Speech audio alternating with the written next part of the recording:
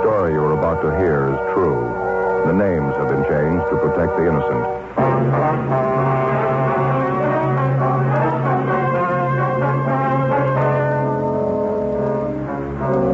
You're a detective sergeant. You're assigned a narcotics detail.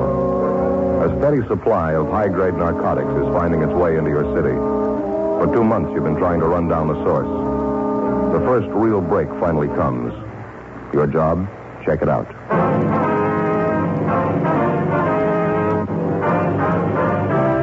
Dragnet, the documented drama of an actual crime. For the next 30 minutes, in cooperation with the Los Angeles Police Department, you will travel step by step on the side of the law through an actual case transcribed from official police files.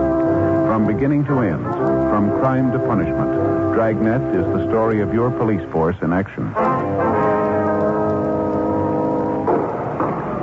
It was Thursday, October 8th. It was hot in Los Angeles. We were working the day watch out of narcotics detail. My partner's Frank Smith. The boss is Captain Kearney. My name's Friday. It was 4:05 p.m. when I got to 318 West 1st Street, the first floor. Narcotics detail. Joe? Hi, Frank. You all threw up in court, eh? Yeah, I went to the jury. I don't think he'll be out long. Well, I hope they hook him this time. He's overdue. I don't see how they can miss. You can't tell, though. Never know what a jury's going to do. Yeah. What do you got here? Felony car brought him in about a half hour ago. Pretty high. What's he shooting? H. Must have had a big pop. Can't talk to him. Anything on him? 2 caps. Had him taped inside the collar of his shirt. Crime lab analyzed it. Same stuff we've been chasing. European. High grade. Mm-hmm. He come up with anything? Nothing. He talks a lot, but he doesn't say anything. Why don't you take him on? I'll give it a try. Mr. Jennings, this is my partner, Sergeant Friday. Well, how do you do, sir? Sure happy to know you, Sergeant. Have a chair. Yeah, thank you. A cigarette? Yeah, don't mind if I do. Here, I'll give you a light. Thank you. By the way, Sergeant, if you have any influence around here at all, I'd sure appreciate it if you tell this young fellow here to relax. He worries too much. Keeps telling me there's something wrong. Well, isn't there, Mr. Jennings? Well, no, of course not. It's not that I don't enjoy the boy's company, but I've got an appointment. Very important one, 11 o'clock this morning. That's so? Yes, very important. I have to be there at 11 sharp. You're a little late, aren't you? It's past 4 in the afternoon. Oh, no, it couldn't be. Clock on the wall right behind you. Well, what do you know about that? That time sure flies. Well, they'll wait for me. Well, I better get a move on. Sure glad to have met you, Sergeant. Glad to meet you too, young fellow. No, just a minute, Mr. Jennings. It's not that simple. You better sit down. But I told you I have an appointment very important. Sorry, it'll have to wait. Sit down. All right. How about it, Jennings? When'd you have your last fix? What do you mean, when do I have a fix? You know what we mean. Your arm looks like a punch board. Oh, the scars. Yes, of course. I take vitamin shots. Hey, what's your doctor's name? Dr. Young, Eldon Young, down on South Hoover. You know his phone number, do you? No, I don't. It wouldn't do any good to call him anyway. No, why? Well, he's not there. He's dead. You sure of that? Well, ought to be. I went to his funeral. When'd he die? Oh, I don't know. 2 or 3 months ago. Sure was a nice fellow. Fine doctor. That's a sample, Joe. Been rattling off like that ever since they brought him in. Well, not the usual run. He's sure not seedy looking, is he? Look, Sergeant, I don't think I quite understand this. What's this all about? Mr. Jennings, you're hooked and you're hooked bad. When'd you have your last fix? Well, to be honest with you, I don't quite remember. I'd like to make it clear, though, I'm not a bum. I'm not addicted to the stuff. You're not? Really, it's the truth. I can take it or leave it alone. I take an occasional shot. That's about the size of it. Where do you get the stuff, Jennings? I told you, my doctor. No legitimate doctor gave you the stuff they found on you. They don't dispense heroin. Now, how about it? How about what, Sergeant? You going to tell us the truth? Jennings? Well, frankly, Sergeant, no, I don't think I will. I'm not an informer. It's up to you, mister. We're going to find out sooner or later. I'm sorry, you're not going to find out from me. Now, look, let's not get into an argument, shall we? I don't have anything against you. Matter of fact, I like you. I'd like to get along with you. We're not going to argue, Jennings. It'd be useless to tell you that we're trying to help you. Are you married? Do you have a family? Yes, sir. Where do you live? Sorry, I can't tell you. I'm not dragging them into this. That's why I don't carry any identification. All right, Jennings. You want to get your hat? Let's go. Go? Where? Main jail. We're booking you in. Why? What for? Possession of narcotics. But I told you I'm not an addict. You can't keep me in jail. I only use it occasionally. Yeah, sure. Is there anything wrong with that? Can't see any harm in that, can you? Are you listening? Wait a minute. I'll say that in the morning, will you? 4:38 p.m. The felony car officers who picked up the suspect, Jennings, took him to the main jail where they booked him for violation of the H&S Code, Section 11,500. He'd been checked through R&I, but he had no previous criminal record. Knowing that he was bound to become ill, he was ordered into isolation, and the jailer instructed to notify the doctor in attendance if Jennings needed attention. 5:15 p.m. We went over to the crime lab and checked with Jay Allen, who'd analyzed the 2 capsules found taped to the inside of Jennings' shirt collar. He told us it was the same grade of high-test heroin which had been found in the possession of other addicts during the past 2 months. We knew it was of European origin. We knew it was finding its way into the city. We knew it was being made available to addicts. We picked up half a dozen pushers in the last few weeks with heroin of identical quality in their possession. But the basic source of supply still remained unknown. We were convinced that none of the pushers knew who or what the ultimate source was. The following morning, after Frank and I signed in, we went over to the main jail, signed out the suspect Jennings for interrogation, and he was brought to the interview room. His face was white and he was trembling. It was only a matter of time before he got worse, when the withdrawal pain set in. Morning, Jennings. I got to get out of here. Nobody told me to be like this when I got started on the stuff. I can't stand any more of this. Bad? I'm going to die. I wish I could die. Why can't they give me something? Well, we'll talk to the doctor. It's the best we can offer. He'll do what he can for you. Can you get it now? I'd like to ask you a few questions first. Then hurry, will you? I'm sick, awful sick. Where do you get your stuff, Jennings? What's the man's name? I don't know. It's the truth. I don't. How do you get your junk? A fellow named Eddie, bartender. I give him the money. He brings the stuff back. How much you pay for it? $6 a cap. I don't know what he pays. I pay him $6. Do you use it? Says he isn't. I don't know. I think he is. How about that, doctor? I can't take this. Where do we contact Eddie? On South Main, near 4th. One with a big airplane on the sign. What's his last name, you know? Eddie what? I don't know. What's he look like? Tall. He's got blonde hair. Wears a big signet ring. Eddie, that's all I know. Good guy. He was trying to help me. Any idea where he gets the junk? I don't know, except one night I was with him. Yeah? Drove out to a little joint in Manchester, beer garden. He went in alone. When we got back downtown, he had the stuff. I don't know. You know if he got it from a man who worked there, or do you think it could have been one of the customers? I didn't see him. I didn't go in. I don't know. You know anybody else who's in with this Eddie? Anybody with $1? He'd do anything for money. Hey, he ever tell you where this junk's coming from? Who's bringing it in? No, I asked him once. He got a little sore. Said, what do you care as long as you get yours? I don't know. Some cigarette, Jennings? No. If I could just rest.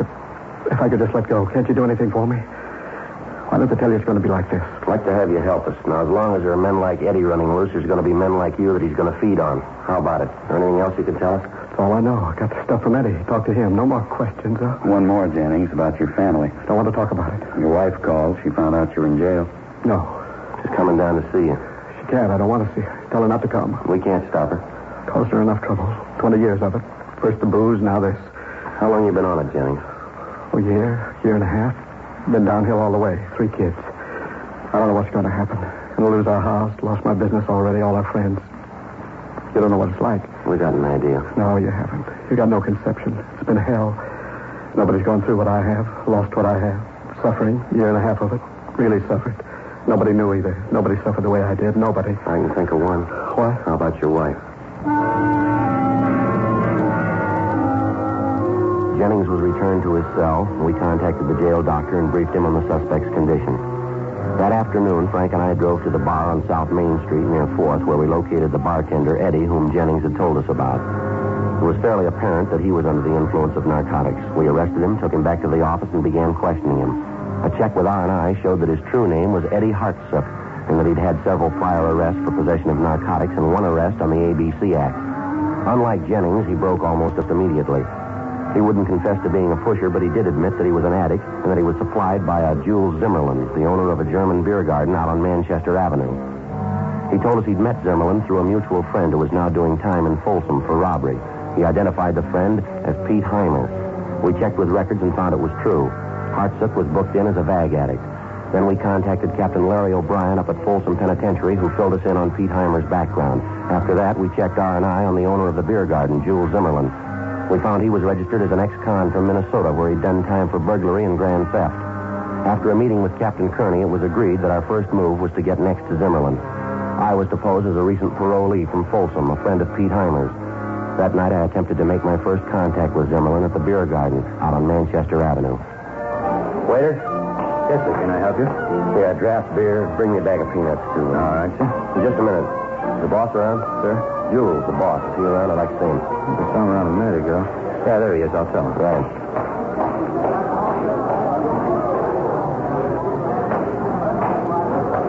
Yes, you want to see me? You Jules Zimmerman? That's right. Jack Bronson. I'm a friend of Pete Heimer's. He told me to look you up.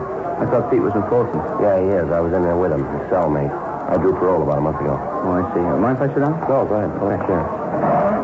How's Pete making out? Doing all right? Well, it's kind of rough. He's fighting time, doing it the hard way. He's not young anymore, you know. Yeah, it's too bad. A nice fellow, Pete. Never did use his head, though. Here you are, sir. Draft beer, peanuts. Mr. Zimmerman? No, nothing. Yes. Where are you from originally, Bronson, L.A.? No, Detroit. What are you figuring on doing now? Going back there? No, I don't know what I'm going to do. I'm still looking around. Can't go back to my racket, that's the thing. That's so? Yeah, they got my M.O. tag from here to Seattle. What's that? Safe? That's all I ever worked. That's what I Do thought. you mind if I... No, help yourself. Oh, thanks. Yeah, you've had tough luck. How much time you do? 2 10, 7 in, 3 out. You working now? Yeah, lumberyard. How's that? I said a lumberyard. Must be easy. Your hands don't show any work. No, of course not. I don't go into that rough stuff. I'm a clerk over there. It's an easy touch, not much dough, though. What are your plans? Got anything in mind? Oh, I don't know. Money. Pete told me if I ever got disgusted to look you up. No, I don't know. There's not much doing around here right now. I really tried to make it when I came out this time. I'd play it straight. You want stay on some of the these? street. No, thanks. You go ahead. Okay. Tried to play it straight, stay on the street. It can't be done. I can't punch a clock. It drives me crazy. Well, I wish I had something for you. Don't know the thing. It's rough, Bronson. I got an idea how you feel. I guess you ought to know. Pete told me. Said you fell twice back east. Minneapolis, wasn't it? He talks too much. Not only to the right people. Nice setup you got here, Jules. You must sell a lot of beer, huh? I get by. Orchestra, big layout, first cabin. Well, we got pretty good business going. Let's go kidding, huh, Jules? I need a job. I got a turnabout. I wish I had something for you. Now, look, I didn't spend all that time in the joint with Pete for nothing. I know the setup. Pete says you're a right guy. I can do business with you. What do you mean? Just that. I got contacts up by Fresno, Red Mountain. Good contacts. A lot of money up there. Pete says you handle quality stuff, European. The stuff they're pushing up around Fresno is nothing. Real lousy.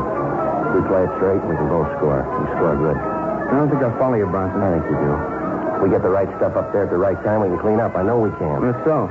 I got a buddy who had a bum a ride to get up there 4 months ago. Now he's driving a Cadillac. Great business up there. It's fast and it's clean. Hey, you want another beer? I can't afford a stall in this, Jules. There's a lot of sucker money around, and I want a piece of it. Well, maybe we can talk, Bronson. I don't know. Might work out something. I'd like to get to know you. What's the pitch? I said I was a friend of Pete's, didn't I? Check with him, or don't you trust him? I haven't heard from Pete lately. I like to. Can't be too careful, you know. It pays to check things out. All right, go ahead and check. I just haven't got the time to throw away, that's all. I'm sure crazy about these peanuts. Well, I'll tell you. I might send the wife up to visit Pete this Sunday. She doesn't know him, but she can ask him about you. I hope you don't mind. No, I don't mind. I just want to get going. If you haven't got any junk to push, put me next to somebody who has, huh? There's dough to be made, enough for both of us. I want to make it. We can't go wrong in the deal. You're smart enough to see that, aren't you? You talk fast, Bronson. Look, you're not doing me any favor. I'm doing you one. If you're not ready to move on the deal, just say so. If you are, okay. Well, it's a big rush. Take your time. Let's talk about You it. already have. How about it? How about what? You got the setup. Now, when do I get an answer? When I get one from Pete. 11:30 p.m. I traded small talk with the narcotics suspect, Jules Zimmerman, until closing time. Then I left the beer garden, took a streetcar back to the room I'd rented in a small third-rate hotel down on South Broadway.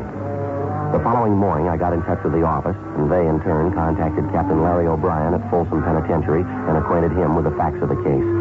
He was told that Mrs. Zimmerman would arrive at the prison to visit Pete Heimer the following Sunday, and that she had never seen Heimer before in person. O'Brien made immediate arrangements to have one of the officers at the prison pose as Pete Heimer and visit with Mrs. Zimmerman. Heimer himself would know nothing about it. I spent the next few nights at the beer garden trading more small talk with the suspect, Jules Zimmerman. The conversation included fishing, the liquor business, gambling, sports, everything but narcotics. I couldn't tell how I was making out with him, whether he was sold on me or not. I waited in my hotel room the following Sunday afternoon until Frank Smith called me from the office. He told me Captain O'Brien at Folsom had just contacted them. He said Mrs. Zimmerman had visited the prison, that she'd talked with the guard posing as Pete Heimer, and that apparently everything had gone off well. 9:30 the following Monday night. I went back to the beer garden and met with Jules Zimmerman. Yeah, not a bad crowd for a Monday night. Usually a lot slower than this. I'll let you worry about that, Jules. We've been through enough small talk. Now, how about it? What's the answer? Gotta be in a hurry, don't you? Relax. It'll work out. Not without a push, it won't. Now, how about it? You said you'd have an answer tonight. I got one. All right. It's no. What? The idea's all right. I just don't like the way you figured it, that's all. Yeah. I don't take the risk of getting the stuff up to Fresno. If you buy here. After that, I don't care. How you get up north is your work. Well, if that's the way you feel, I'm not going to fight you on it. Your wife checked with Pete, huh? Just Pete gave the go-ahead. You're everything you say you are. Understand you did a couple of big favors for Pete up there. Well, I'd expect the same from anybody of mine. If Pete told the wife you stood a beef for him. Could have talked, you kept your mouth shut. Only one more thing I want to know. You asked enough, haven't you? You ever chippy around with the junk? Do I look like it? I wouldn't touch it for $1 million. I know the things I'm weak on. H isn't one of them. Good. I don't want anyone around to shoot your stuff. Seen it happen 100 times. Cops pull them in and you're gone. They all talk when they get sick. That's about it. Come on back in the office. All right.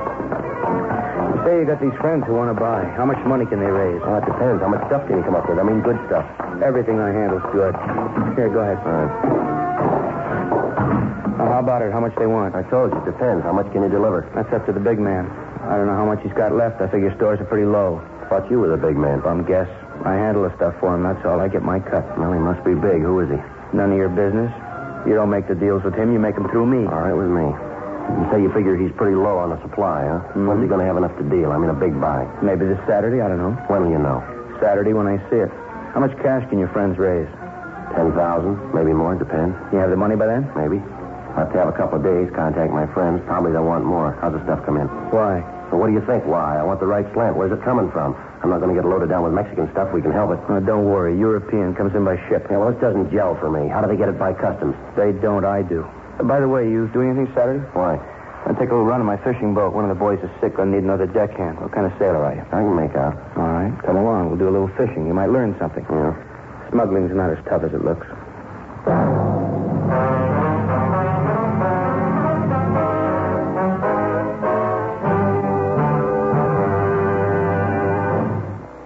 This guy cold calls me during dinner, trying to convince me that his wonderful money management advice will make me rich. I say, I already have someone for that. He says, oh, yeah? What does your guy do for you? I say, well, let's see. He helps plan my investments for long-term growth. He administers my 401k, and he's got people managing my trust real estate holdings and dealing with all the zoning and entitlement stuff that drives me crazy. He can get me $1 million line of credit to help pay my capital gains tax, and he can occasionally talk some financial sense into my brother-in-law. Well, there's this pause on the other end, and then he says, do you need any mutual funds? At City National Bank, we realize you do things not everyone can do, and you need things not every bank can deliver. Talk to a trusted investment specialist at City National, the way up. Visit us at cnb.com, member FDIC. Some investments are not FDIC insured, have no bank guarantee, and may lose value. I'm talking to myself again. This time I'm talking car insurance. I don't want to think about car insurance. I know, but I need to pick a car insurance company, and I heard about Wawanisa Insurance. Yeah, from my sister Jan. Wawanisa. I hear they're really good. Oh, the best.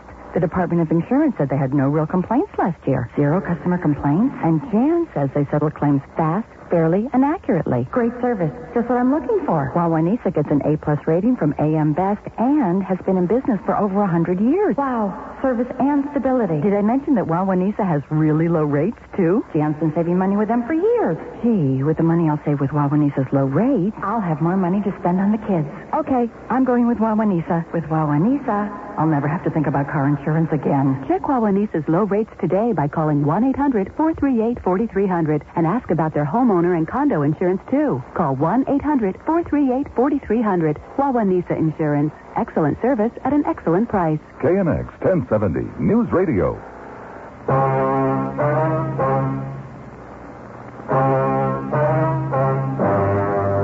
Tuesday, October 13th, 9 a.m. I called the office and briefed him on the results of my conversation with the suspect, Jules Zimmerman, the night before at the beer garden. Captain Kearney put my partner, Frank Smith, on the phone, and we set up a meeting for that afternoon. 2:30 p.m., I left my hotel room and took a streetcar downtown to Pershing Square. Excavating work for the new underground garage at the square was still going on. A temporary wooden fence circled the construction area. I went to the southeast corner of the square where a courtesy stand had been put up for the sidewalk superintendent. I stood around with a dozen other people watching the excavation. I waited. 2:45 p.m. Joe, how's it going? Hi, Frank. Not bad. Hey, they're moving this thing right along, aren't they? Looks like they got that hole just about dug. I think you're going to have to go deeper than that. It's kind of hard to judge from up here. Looks deeper than it really is. Well, I had some pretty good luck last night. That's what I hear. How's it shape up? He told me the stuff's been coming in by ship. Zimmerman did. I think maybe he's telling the truth. How do you think they're working? I don't know. He wouldn't say. Might have a chance to find out this Saturday. What's the pitch? Well, Zimmerman's got a boat. He offered to take me out this Saturday. He mentioned they're expecting a shipment of the junk the same day. Could be he's got some connection on one of the ships coming in from overseas. He takes his boat out, meets the ship, and somehow they transfer the junk without attracting attention. Any chance you can get the name of the connection, if there is one, I mean? I'm going to try. Supposed to be a big man in the setup, too. I haven't got his name yet either. Somebody over Zimmerman? Yeah. You handle the details for Saturday, will you? I'll keep you brief. Okay. Check on all the ships that are due into Wilmington Friday and Saturday, will you? I'll find out where Jules keeps his boat moored, and you can make arrangements to have the dock area covered and notify customs, too, huh? Right. You any kind of a deal set up with Zimmerman yet? Yeah, I'll buy for $10,000. I'm supposed to be making it for friends up in Fresno. Tell the captain I'll need some dough. How much? Well, you can rake together 1,000 if you can. You know, small bills make it look big. Right. I'm a little worried, Joe. Things seem to be rolling out too fast. How do you mean? Possible Zimmerman might be wise. Maybe he's just stringing you along. You're not going to be able to follow you out in the bay, not without tipping the whole thing. Yeah, I know. You're going to be strictly on your own on that boat. If Zimmerman's wise, he and the gang will be in a perfect spot. Maybe we could set it up to have a boat standing by if you need help, maybe half a mile away or so. Well, might scare them off, ruin the whole deal, Frank. Yeah, that's the trouble, Joe. If they're wise and they get you out on that boat, they got you cold. They won't give odds on your chances. Well, then we're even. I'm not giving any on theirs. For the rest of the week, I spent the days in my hotel room and my nights at the beer garden setting up the buy with Zimmerman. Thursday night in Zimmerman's office, we agreed on the final details for the buy. In the process, I succeeded in finding out the plan for the meet. At 2:30 Saturday morning, Zimmerman, 2 of his gang members, and myself would board his boat at a private dock in the San Pedro area and proceed 5 miles out from shore. How the actual transfer of the narcotics was supposed to be made, I still couldn't find out, but I did learn that Zimmerman's main contact on the deal was a Marcus Torricelli. He was supposed to be a steward aboard an inbound freighter. The next day, I relayed the information to the office and gave him a final briefing on the plans for the meet as Zimmerman outlined them to me. Saturday, 2:30 a.m. Zimmerman and I, along with the 2 members of the gang, boarded his boat at the private dock and proceeded out to sea. It was a fairly new boat, well appointed, a 38-foot motor cruiser. The 2 men kept busy above deck. Zimmerman and I played cards, talked, and drank beer down in the cabin. 5 a.m. 2 pair of queens up. You do better? And you dealt it. 3 trays. Had enough? $40 worth, plenty. Want another beer? No, I got a headache. What time you got? Later than I thought. 20 after 5. Let's go topside, give it. About time we start looking around anyway. Come on, I better get up there and check our course. All right. Sure nice boat you got, Jules. Just set you back plenty, huh? Wouldn't believe it. I got it insured for $20,000, cost me $500. You paid $500 for this? Yeah, a society woman owned it. Husband left it to her. She got hooked. Oh. One of my best customers. Spent everything she had on the junk. I got this for $500 worth of age, high grade. What's she do for stuff now? She doesn't need it. She's dead. Really a nice boat. Never enjoyed anything more in my life. Just a minute. What's the matter? Yeah, must be it. What are you talking about? The freighter. A couple of points off starboard. Oh, yeah. George? Hey, George. Yeah, Jules. Okay, I see it. Want a signal now? No, hold on. Let's make sure. Hand me glasses there, will you? Yes. Here. Thanks. Have a look here. What's fit? Just a minute. Yeah, Panamanian flag. That's it. Very no. All right, George, let's try to swing around. Okay, Jules. Give the rudder hard right. 3 complete turns. Keep astern of her. Right. Neat setup, Jules. What happens now? And another pair of glasses there. Watch for yourself. Oh, all right. Delivery comes from the ship, huh? Big boy on board? That's right. On board here. You really had me fooled. Let's keep it that way. Tell you the truth, I thought you had it figured. No, I didn't. I'll swear with you. You got a good front, Jules. Keep it that way and you'll be hard to make. I'm on the home stretch. You're not going to make me. 2 more trips and I'm getting out. Then I really go fishing. There he is, Jules. Back on the stern. Gonna dump it? All right, keep an eye out. Hey, train your glasses on the stern of that freighter. Yeah? What about it? Just a minute. Now, you see it? Now? Oh, a man coming out, huh? Looks like he's dumping some garbage over there. That's right. Don't watch the man, watch the garbage. It doesn't go through customs. Pretty smart. That's your contact, huh? Yeah, Marcus. Good boy. Hasn't failed yet. All right, George, move in, get the net. Ready for the pickup? All ready, Jules. Still, I just can't get over it. It's sure smart. How do you keep the junk dry? No problem. Just dump the package over along with the garbage. Waterproof wrapping. Keep your eye on it, that's all. Yeah, I got it spotted. All right, George, hand down the net. Here you go. Yeah. All right, coming alongside. Hold it steady. I got it. All right, let's go. George, let's go. Okay. All right, Bronson, down below. Okay. Sure make it look easy. All it takes is a little savvy. Now, let's have a look here. Ping pong balls. What's the pitch there? You ever hear one sinking? Oh, yeah, sure. 3, 4. Yeah, all here. Good delivery. Hey, Bronson, your share, 10 grand worth. And how about the money? How about a look? Suit yourself. All right. Okay, fine. Well, bet the money. I don't know. I'll give you 1,000 now. What do you mean 1,000? There's 10 grand here. That's what you wanted. Take it easy, will you? How'd I know what I was getting into out here? Could have been a heist. I couldn't bring all the dough along. I want the money. I told you, I'll give you 1,000 now. You'll get the rest when we get in. Wait, there's something wrong here. I don't like this. I'll call George. We'll head out Relax, again. will you, Jules? There's nothing wrong. Don't try to con me. I'm not taking a chance. There's something wrong. All right, hold it right there. I'm calling George. Call him loud first time. You won't get a second one. Nice gun. Fuzz. Lousy Now, you go back and sit down. No, right where you are. Hands on the table. Look, Bronson, we got time to talk this out. I got a big investment here. I got a lot to lose. All you have to lose is a pinch. You keep your hands on the table, will you? I'll make it right by you. You won't be sorry. I'm a wealthy man. How much you want? Keep your voice down. Believe me, I'll make it right to you. You said you liked the boat, didn't you? You can have it, huh? Everything with it, okay? No deal, Jules. It doesn't smell any better than your delivery. What? Garbage.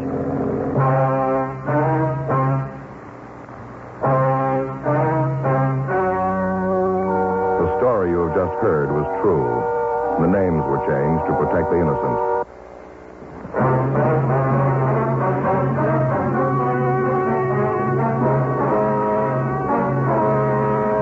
Jules Zimmerman, his contact Marcus Torricelli, and the other 2 members of the narcotics gang were filed on in the district attorney's office for violation of the State Health and Safety Code, Section 11,500, 1 count. They were found guilty and received sentences as prescribed by law. The violation carries a penalty of imprisonment in the state penitentiary for not less than 5, nor more than 10 years.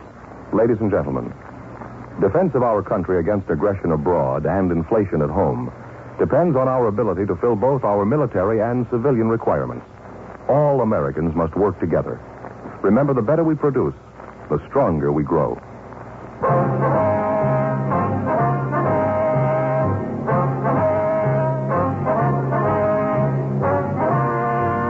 You have just heard Dragnet, a series of authentic cases from official files. Technical advice comes from the Office of Chief of Police W.H.